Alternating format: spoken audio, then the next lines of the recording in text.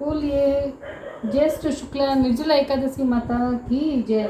व्यास मुनि के पास जाकर भीमसेन ने पुकारा कि मेरी पूज्य माता कुंती व पूज्य भ्राता युधिष्ठिर तथा अर्जुन, नकुल, सहदेव, द्रौपदी सहित एकादशी का व्रत करते हैं और मुझे भी व्रत करवाते हैं। विचारिए मैं क्या करूं। 15 दिन के बाद यह एकादशी आ जाती है और हमारे घर में झगड़ा उत्पन्न हो जाता है। मेरे उदर में अग्नि का निवास है, उसे अन्न की आहुति न दूं तो चर्बी को चाट जाएगी।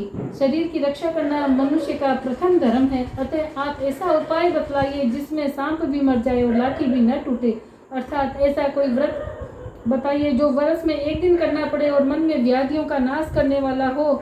24 एकादशियों का फल उसके करने से मिल जाए और मुझे स्वर्ग में संबंधियों के साथ ले जाए। व्यास जी बोले, ज्येष्ठ शुक्ल पक्ष की एकादशी का नाम निर्जला है। ठाकुर जी का चरणोदिक वर्जित नहीं है, कारण कि वह तो अकाल मृत्यु को हरण करने वाला है। जो निर्जला एकादशी का व्रत श्रद्धा सहित करता है उसे 24 एकादशियों का फल मिलता है, निश्चय ही स्वर्ग को जाता है। व्रत में पितरों के निमित्त पंखा, छाता, कपड़े, जूते, सोना, चांदी, मिट्टी का घड़ा और फल इत्यादि दान करना चाहिए। मीठे जल की प्याऊ लगानी चाहिए। हाथ स्मरणी रखें, मुख में ओम नमो भगवते वासुदेवाय, ओम नमो भगवते वासुदेवाय इस 12 अक्षर महामंत्र का जाप करते रहना चाहिए। श्रीमद् भागवत पुराण का सार है। यही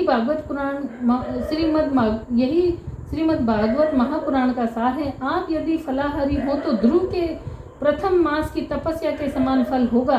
श्रद्धा को पूर्ण रखना, नास्तिक का संग न करना, दृष्टि में प्रेम का रस भरना, सबको वासुदेव का रूप समझकर नमस्कार करना, किसी के दिल की हिंसा न करना, अपराध करने वाले का दोष क्षमा करना, क्रोध का त्याग करना, सत्य भाषण करना। जो हृदय में प्रभु की मूर्ति का ध्यान करते हैं और मुख से 12 अक्षर मंत्र का ज्ञान करते हैं और पूर्ण फल को प्राप्त करते हैं, दिन भर भोजन करना चाहिए। रात्रि को रामलीला, कृष्ण लीला, कीर्तन के सहारे जागरण करना चाहिए। द्वादशी के दिन प्रथम तो ब्राह्मणों को दक्षिणा दें, फिर भोजन खिलाकर उनकी परिक्रमा कर लें। अपने पग पग पर फल ब्राह्मणों से अश्वमेध यज्ञ के समान हो वर मांग ले। ऐसी श्रद्धा भक्ति से व्रत करने वाले को कल्याण प्राप्त होता है। जो प्राणी मात्र को वासुदेव की प्रतिमा समझता है उसको मेरी कलम लाखों प्रमाण के योग कहती है। निर्जला का महात्म्य सुनने से दिव्य चक्षु खुल जाते हैं। प्रभु घूंघट उतारकर मन के मंदिर में प्रकट दिखाई देते हैं। इस एकादशी को सिफ्ती नाम या पांडवी या भीमसेनी के नाम से भी जाना जाता है।